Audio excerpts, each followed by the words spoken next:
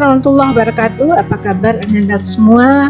Mari kita lanjutkan tentang materi sumber daya alam yang sudah kita pelajari sebelumnya. Kali ini kita akan membahas tentang pertambangan. Pertambangan merupakan kegiatan yang meliputi persiapan pengambilan untuk diolah dari barang tambang berupa benda padat, gas, dan cair. Pertambangan ini merupakan bagian dari sumber daya alam yang tidak dapat diperbaharui. Sebagaimana materi yang sudah kita bahas sebelumnya, sumber daya alam itu ada sumber daya alam yang dapat diperbaharui dan sumber daya alam yang tidak dapat diperbaharui. Sumber daya alam yang tidak dapat diperbaharui merupakan sumber daya alam yang dapat habis dengan waktu pembentukan yang sangat lama. Contoh, bahan mineral, batu bara, dan yang lainnya. Berdasarkan daya pakai dan nilai konsumtifnya, sumber daya alam ini kita kategorikan atas 3. Yang pertama, sumber daya alam yang tidak akan habis. Contoh, adanya udara, cahaya matahari yang banyak di lingkungan dan di permukaan bumi ini. Yang kedua, sumber daya alam cepat habis. Biasanya ini dalam bentuk mineral, contohnya bensin, gas, dan bahan bakar lainnya. Yang ketiga, sumber daya alam yang tidak cepat habis, contohnya intan, batu permata, emas. Itulah kategori 3 sumber daya alam dilihat dari nilai konsumtifnya. Pertambangan menurut Undang-Undang Nomor 4 Tahun 2009 dikelompokkan atas pertambangan mineral dan batu bara. Adalah sebagian atau seluruh tahapan kegiatan dalam rangka penelitian, pengelolaan, dan pengusahaan mineral atau batu bara yang meliputi umum, eksplorasi, studi kelayakan, konstruksi penambangan, pengolahan, dan pemurnian, serta pengangkutan dan penjualan, dan terakhir kegiatan pasca tambang. Pertambangan mineral dan batu bara ini dikategorikan atau digolongkan atas 4. Yang pertama, pertambangan mineral radioaktif meliputi adanya radium, thorium, uranium, monasit, dan bahan galian radioaktif lainnya. Yang kedua, pertambangan mineral logam. Contohnya bisa lithium, berilium, magnesium, kalium, kalsium, emas, perak, timbal, seng, timah, nikel, mangan, platina, bismut, bauksit, air raksa, wolfram, titanium, barit, vanadium, dan banyak yang lainnya. Yang ketiga, pertambangan mineral bukan logam. Contoh, intan, korundun, grafit, arsen, pasir kuarsa, kriolit, yodium, brom, klor, belerang, fosfat, halit, asbes, mika, dan yang lainnya. Yang keempat, pertambangan mineral batuan meliputi adanya stratoseki, obsidian, marmer, perlit, tanah diatom, tanah serap, granit, serta yang lainnya. Dari situs resmi Kementerian Pendidikan dan Kebudayaan Republik Indonesia, dikategorikan bahan tambang ini menjadi 3. Yang pertama, barang tambang sumber energi, contoh minyak bumi, gas alam, dan batu bara. Yang kedua, bahan tambang logam, diantaranya emas, perak, tembaga, bauksit, besi, perak, timah, nikel, dan mangan. Dan yang tiga, adanya bahan tambang industri, contohnya asbes dan kapur. Konsep pertambangan sendiri harus berwawasan lingkungan. Diantaranya yang pertama, dengan melakukan penyelidikan umum. Setelah itu, yang kedua dilakukannya eksplorasi atau penyelidikan, diantaranya eksplorasi pendahuluan dan eksplorasi secara rinci.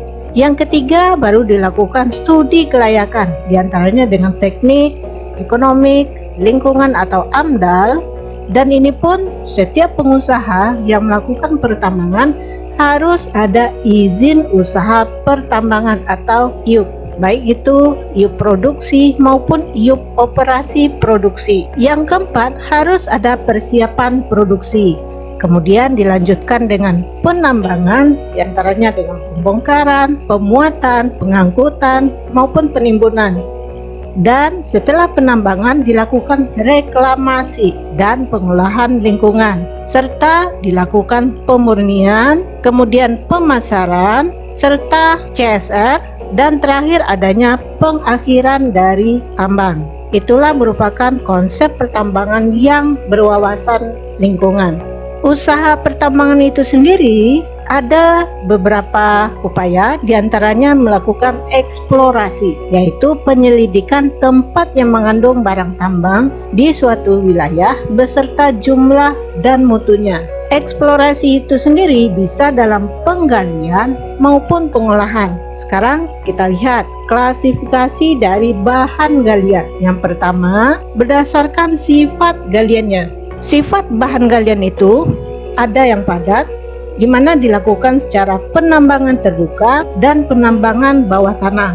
Yang kedua, bahan galian gas dan cair. Bahan galian ini bersifat cair dan gas hanya dapat dilaksanakan dengan cara pengeboran karena jenis bahan galian ini terdapat jauh di bawah permukaan tanah. Kemudian, bahan galian berdasarkan lokasi keterdapatannya. Nanti ada dua, adanya pemboran daratan dan pemboran di lepas pantai. Bahan galian berdasarkan bentuknya, nanti ada 6. Yang pertama bahan galian magmatik atau dari magma. Yang kedua bahan galian pegmatit atau di dalam diatrema dan dalam intrusi atau gang, bisa saja apofisa, masih di dalam perut bumi. Yang ketiga bahan galian pengendapan, di mana terkonsentrasi dengan adanya endapan dasar sungai. 4. Bahan galian hasil pengayaan sekunder, merupakan galian yang terkonsentrasi karena proses pelarutan hasil pelapukan. 5. Adanya bahan galian hasil metamorfosis kontak, yaitu batuan sekitar magma karena adanya bersentuhan dengan magma sehingga berubah menjadi mineral ekonomik. Dan terakhir adanya bahan galian hidrotermal, yaitu resapan magma cair yang membeku di celah-celah lapisan bumi yang bersuhu rendah.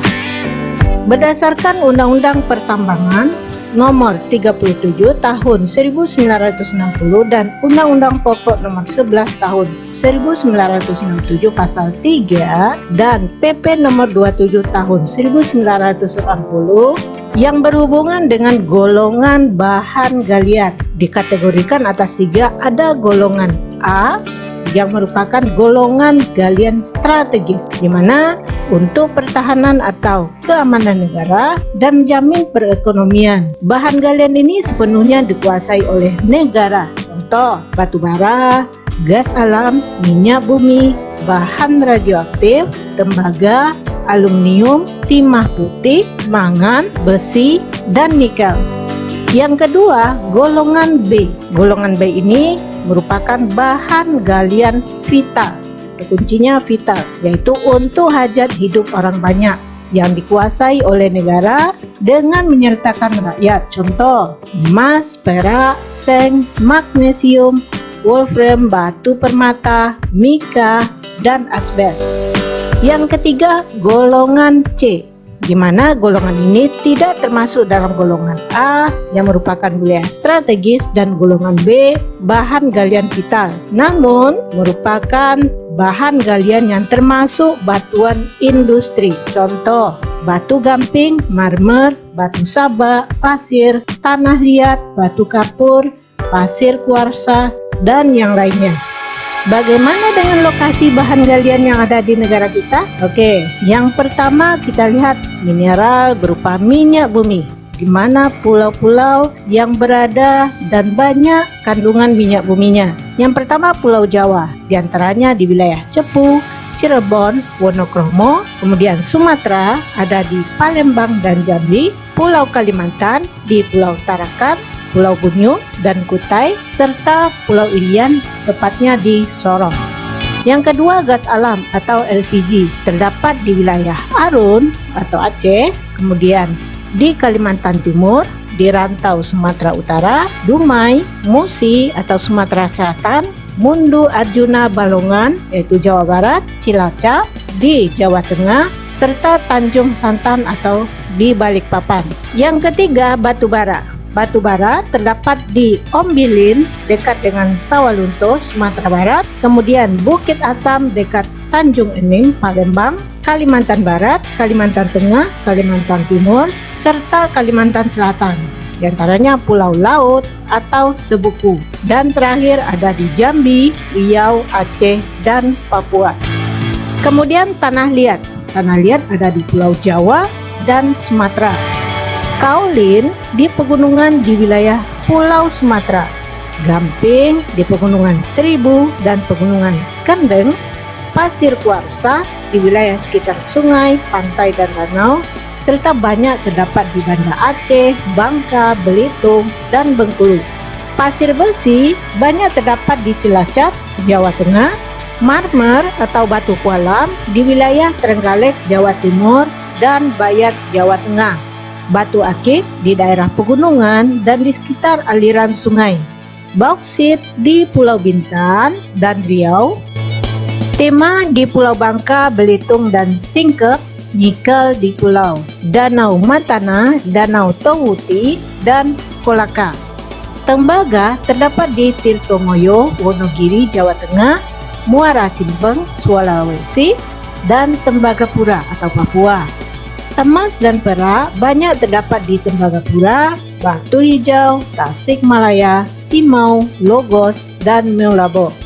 Belerang terdapat di wilayah kawasan Gunung Telaga, Podas atau Garut, dan kawasan gunung berapi seperti Dieng di Jawa Tengah. Mangan di Keliripan, Yogyakarta, Pulau Doi, Halmahera, serta Karangnunggal. Fosfat banyak terdapat di Cirebon, Gunung Ijen, dan Banyumas. Besi di wilayah Lampung atau Gunung Tegak, Kalimantan Selatan, Sulsel, Cilacap, serta Cilegon, Banten. Mika di Pulau Peleng, Kepulauan Bagai di Maluku.